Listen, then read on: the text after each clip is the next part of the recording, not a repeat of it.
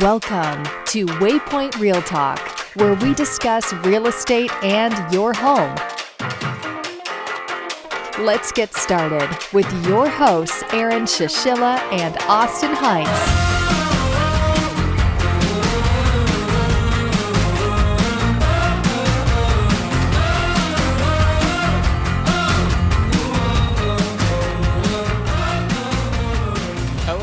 And welcome to the Waypoint Real Talk podcast. My name is Aaron, and with me today we have an awesome guest. We have Brad DeMint from GreenLeaf Title. Welcome, Brad.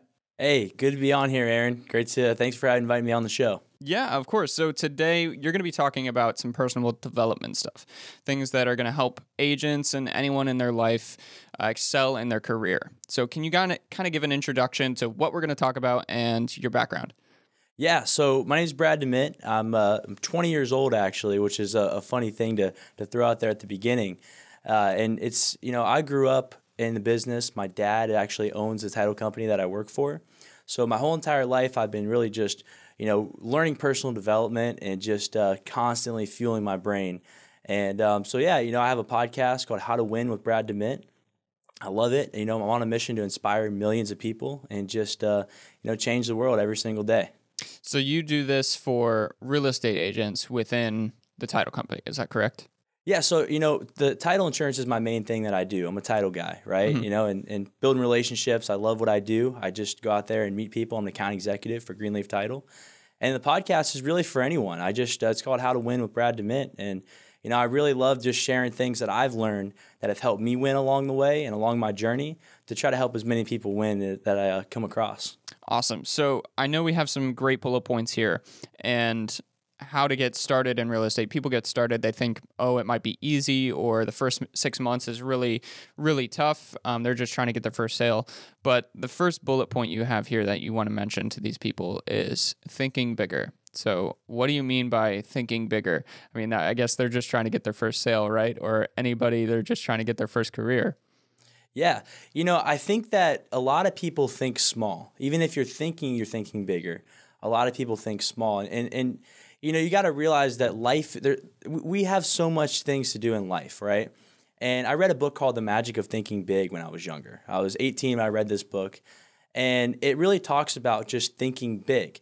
And what I mean by that is if you're going through life and you're just thinking about what's right in front of you or what's happening right now, it's hard sometimes to think about the bigger picture, right? And thinking about, with me, I have huge goals. And, some people think I'm crazy when I talk about my goals. When I talk about eventually owning a sports team, when I talk about, how I'm going to be speaking on stage and some of the people that I'll be on stage with, people are like, man, you're crazy, right? But it's because I think big. And the reason why I think you guys should do that in your business and what I do in my business is because you start to build confidence. The bigger you think and you start to take action and you start to accomplish these goals, it builds confidence and it helps you out along the way. So I'm really big on thinking big, which sounds kind of funny, but I'm really big on it. And Grant Cardone's a huge mentor to me. I've learned a lot from him. And, he talks about the 10X rule. And in the 10X rule, he talks about, dream big and figure out how you can do it later, right? And it's funny to think about that because some people are scared to think big.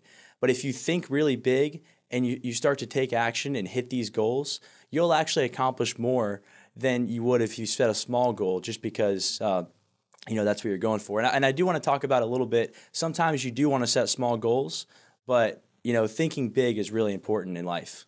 So I guess it's goes along with not being afraid to fail at something, shooting really high and not being afraid that, hey, I may not catch this, but I'm still going to be up there, wherever that is. Well, you're going to fail, right? And I think that's important for people to realize. I have an episode on my podcast called Why You Have to Fail to Win, right?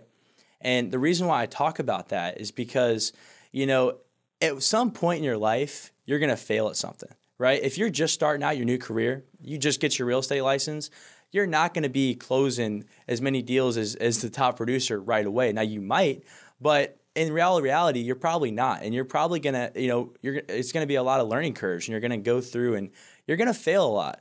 But you have to use that failure to win. And that's really important to do because, you know, I have a friend, Mikey C. Rock Sirocco, and he talks about using setbacks and turning them into rocket fuel. And, you know, that really, you know, I learned that from him. And I really think that's important because if you use your setbacks as rocket fuel and you just, you know, use it to fuel you and win, it'll help you out a lot. And just realizing that you're going to fail and you just got to keep moving forward. I think we're going to need like a reading list from this guy. Yeah, no, I have a lot of books that I've read. And, you know, one thing, you know, I'm really into personal development. You know, it's really fun for me. I go to a lot of events. I read a lot of books. Some people think it's crazy, me being 20 years old, being so into personal development. But it's just because, you know, I know that I'm the future and I know that eventually I'll be, you know, be on stage and inspiring people. So I'm just learning as much as I can. And we'll get into that when I talk about always be learning here in a little bit. But, you know, I think it's so important to do that.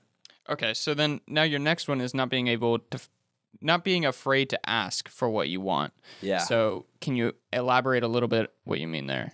So don't be afraid to ask for what you want. I think a lot of people, especially people that aren't in sales in the beginning before they get into real estate or it's their first sales job, a lot of people are afraid to ask for what they want when really you'll never get what you want if you don't ask for it.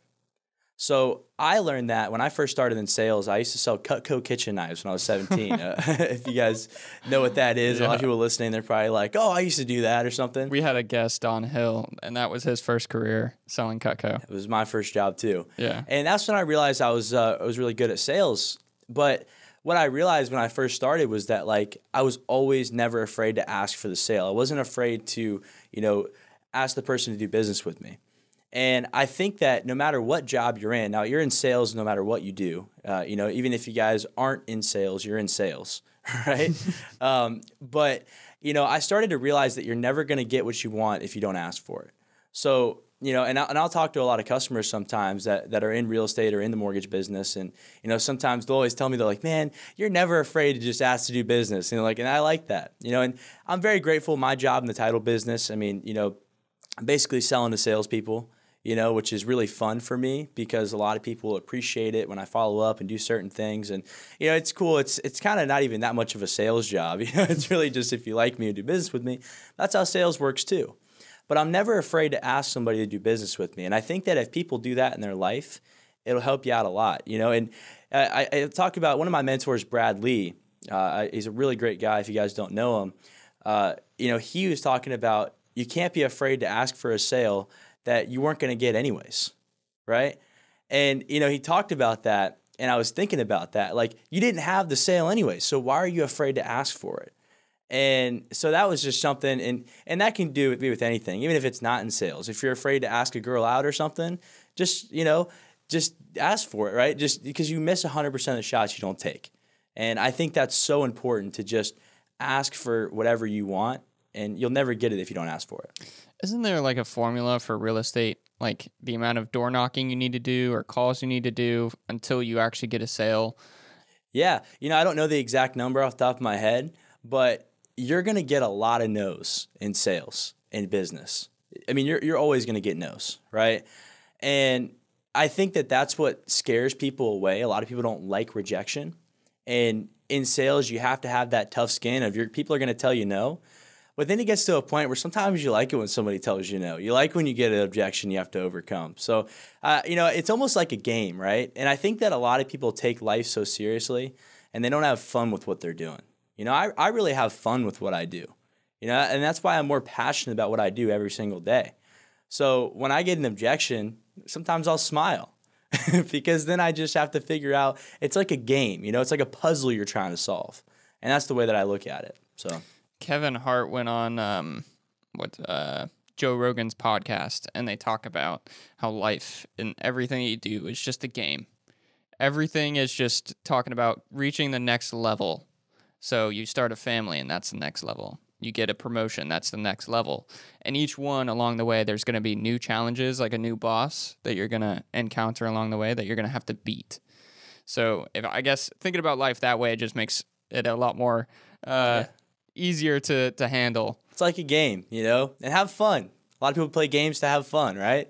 And, you know, obviously there's some things in life you got to take seriously, but I'm just saying that, you know, it is like a game and just have fun with life. Right. So now your third point, always be learning. Success leaves clues. Yeah. So, always be learning something. I had a podcast about that too. And I touched on that a little bit earlier about all the personal development that I get into. And my dad is one of the biggest mentors in my life. And he's the reason why I can talk about some of the things I'm talking about at such a young age, is because my dad really, he's been training me since a young age. And I read Think and Grow Rich when I think I was like 13. And, I was listening to Tony Robbins. I was listening to A.L. Williams. I didn't know why I was doing some of this stuff at a young age. I really didn't. I was like, and then there's like different things my dad would have me do. And, there's funny stories about I was selling mulch on the playground, and I was like, and I was like coloring mulch. And then I had a problem one day, and the mulch, I was using chalk. And the chalk was coming off, and people wanted the refund. So I sat down with my dad, had my first business meeting, and I was like, I need to make my customers happy. This isn't working out the way that I wanted it to. So, it came to the conclusion that if I used marker, it wouldn't come off. And, I saved all my customers and, sold a lot of mulch on the playground. But, part of that, though, I've always learned from my dad. But he always taught me to learn from other people. And I learned that from Tony Robbins, too, when he talks about success leaves clues and stuff like that, is they really do. And you have to learn from everyone that you talk to and have an open mind, right? I don't believe in just learning from one person. I believe in learning from a lot of people, right? So you've probably heard me say already on this podcast, my mentor, different mentors that I've had, and it's because I learned from different people, and that has helped me a lot. I don't just look at one person and follow everything they do, even though some people will give you that advice. Some people will say, well, just follow it, because, it is a fact that if you follow what one person's done and you do what they do, usually it will happen, right? You don't have to reinvent the wheel. But that's what I'm saying. If you learn from multiple people, that's how I came up with one of my quotes: trust the process, but don't waste your time. And one of the reasons why I came up with that is because I heard Gary Vee talk about trusting the process and patience, everything like that.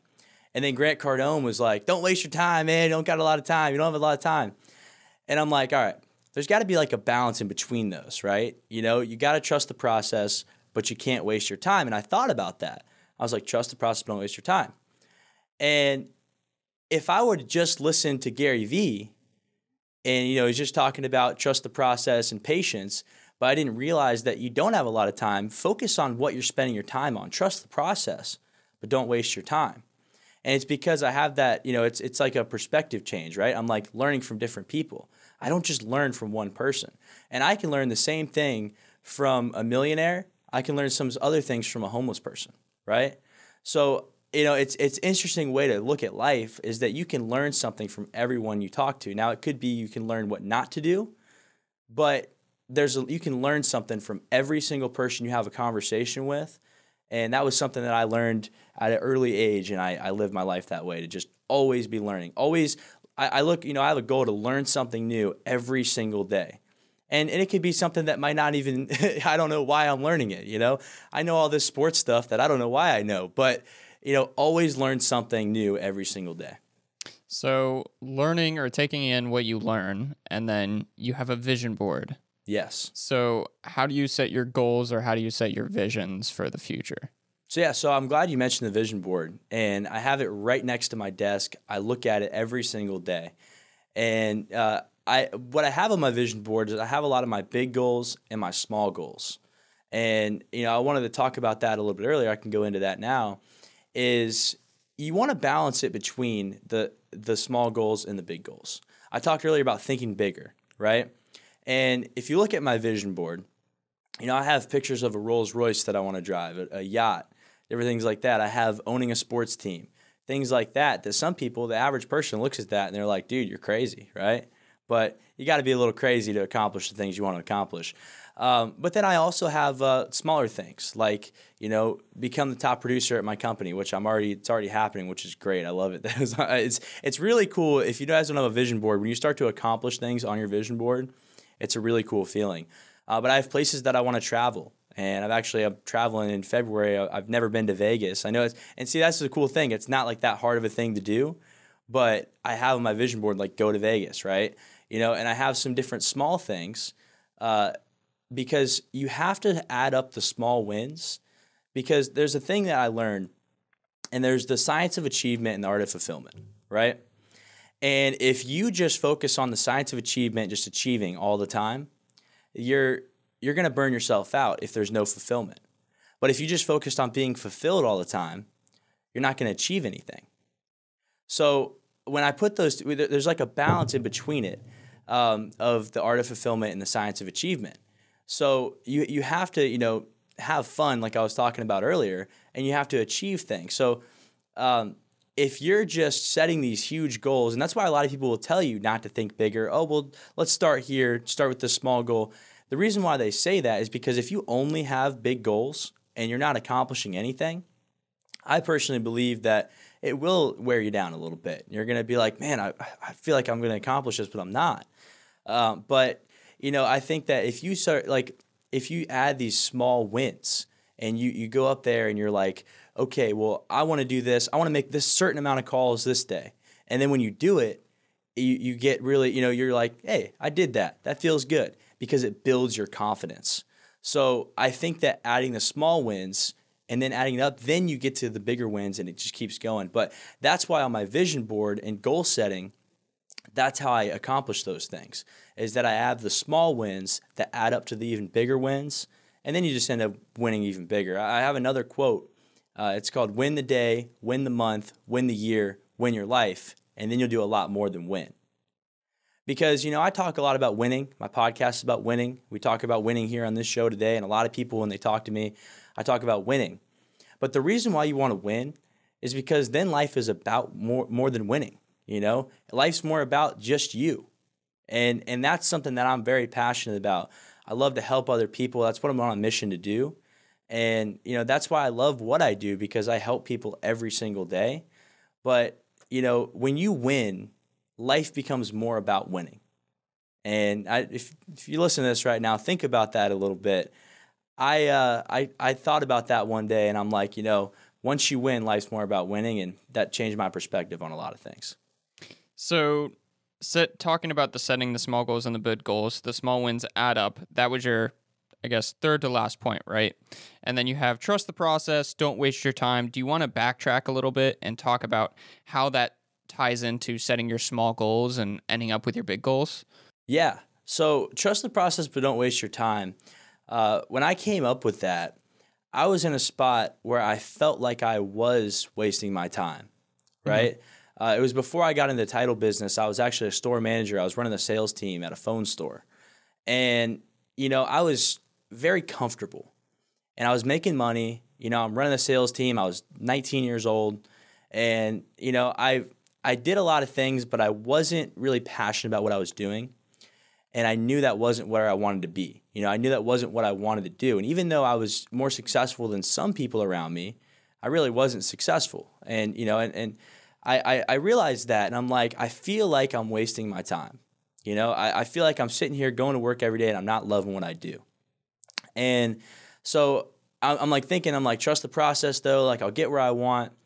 But I wasn't really taking action towards my goals. I wasn't doing the things I really needed to do. So, I wrote that down in my phone. I was listening, like I said, I was listening to Gary Vee, I was listening to Grant Cardone, and I remember putting in my phone, trust the process, but don't waste your time. And, sometimes with my podcast, if you guys ever listen to my show, a lot of that, I'll be somewhere talking to someone and I'll just start thinking and I'll just start writing a bunch of stuff in my phone. But that's what I did in this point of my life. And I realized, like, what can I do to not waste my time? What are some action steps that I can take to get to where I want to go? So the whole trust the process, don't waste your time, is that you do have to have patience, right? You're not going to become successful overnight. Anyone that's an overnight success, it took them a long time to get there. There's not really an overnight success, right? And, you look at the top producers in any industry, in real estate, mortgage business, whatever it is, a lot of those people, they had to put in the work to get to where they want to go. And it didn't happen overnight. But they didn't waste their time. They took action. They took action now. The best time for them was now. And that's something that I really figured out, is that you have to trust the process. I know some of the stuff I talk about, I'm not going to own the Rays tomorrow, right? I'm not going to own a sports team tomorrow. But if these small action steps I take each day, is really shaping me into being the person that I need to become to be where I want to be. And if I don't waste my time and I focus, like right now I'm young, right? I'm 20 years old. And, there's a lot of young people in the business. And even if you're older, you still have a lot more time than you think. But, you get older every single second. So don't waste your time doing something that you aren't loving what you're doing and not passionate. But also don't waste your time not going towards your goals and not going towards accomplishing your dreams. So what would you recommend? 2 follow-up questions I think I have here, and then we can kind of conclude, which are how does someone find your passion? And then I'd be really interested to know, you have this vision board to own a yacht and to get a sports team. Where do you see your path is to get there? I love it. So I think, you want me to answer the first question first, right? Yeah. So how do you, we found out how you found your passion, right? And it kind of just seemed like you knew it from the start, right? Yeah. You just didn't know that you knew it because you were selling mulch, right? And then 13 years old, you're reading Think and Grow Rich, and now you're here. So how do other people find that within themselves? Well, I'll tell you what, I don't think I found my passion when I was selling mulch on the playground, right? I don't think I found my passion when I was in high school either. I think that the way you find your passion is by trying a lot of different things and really figuring out what you like to do. Before I got, it was funny, before I got into sales, I did hard labor work. I went out one day with one of my friend's dads. I don't really consider it my first job because I went out there for one day, and out in the Florida heat, it's not a good thing to do. We were laying down pavers and I was digging holes. I realized that hard labor work wasn't my thing, and when I got into sales, I realized I was really good at that. But my first few sales jobs weren't what I, really wanted to do. But I knew I was passionate about sales. But, once I got into the title business, I realized that I really loved what I do. Now, I know my dad owns the company and I've always learned from him. But I realized when I was out there doing what I was doing that I was passionate about it. There was just more nobody had to tell me I had to be at work at a certain time. I was just doing it, right? And I think that that's what happens. I mean, I tried a lot of different things. I worked at a real estate school. I did a lot of different things to get to where I'm at now. And really, that's how you find your passion, is trying a lot of different things. And it might change, right? You might figure out that you're meant to do something else. Something might just happen one day and you're like, you know what? Maybe I'm not meant to do that. My passion, what do you really want to do? And listen to what your heart tells you. Get out of your head and get into your heart, and I think that's how you find your passion. So then what's your pathway to get to you or achieve your vision board? Yeah, so it's funny because there's a lot of things on my vision board. And I know that some of the things I mentioned are some of the materialistic things and stuff like that. That's not all of it's about, but everyone likes stuff like that, right? And I think the pathway to that is, eventually I'll be speaking on stage and putting on events and traveling the world. And it's cool because I'm a title guy and not many people in the title business are doing that. And a lot of people tell me that it's a little unique. But eventually I'll be investing in real estate and doing things like that. And I think it's just going to be a lot of not giving up and keep moving forward and learning from people. And I think that's my pathway, and really learning from people who have done what I want to do and picking their brains of how they did it and learning how I can do it too. So I think that's my pathway. I definitely think that investing in real estate is the way to go. I think that's a way to, really build wealth. And, I love the title business. Eventually I'll work my way up to owning the company. I really just think that, like I said earlier, is just really learning, success leaves clues, learning from the people that have done it before me and not trying to reinvent the wheel, but, just being passionate. And I think that a lot of the things will eventually come, and I'll help millions of people along the way. That's awesome information, man. I really appreciate you coming out. I know that Austin's really excited for this podcast. I think we're going to launch it next Friday, so stay tuned for that. But there's also going to be a blog portion. So everybody that's listening into the actual podcast audio itself, there's going to be a written version on our website that you can go and read and take notes to if you'd like. But Brad, thank you so much for coming. Where can people find you? Like your Instagram? Is that the best place? Yeah, so thanks for having me on. My Instagram is Win with Brad DeMint. It's Win with underscores behind it, but Win with Brad DeMint. Look me up on Facebook, LinkedIn, all that stuff. Just search Brad DeMint. You can go to braddemint.com as well too. And I have my podcast on there. I have my podcast on all platforms, Apple Podcasts, Spotify, anywhere you guys listen to podcast, I'm on there. Just search How to Win with Brad DeMint or just search my name, Brad DeMint. I'd love to connect with anybody. Please feel free to reach out, and I'd love to help you any way that I can. Awesome. Thank you so much for coming on, and thank you, everybody, for listening. Hey, thanks for having me on. Have a good one.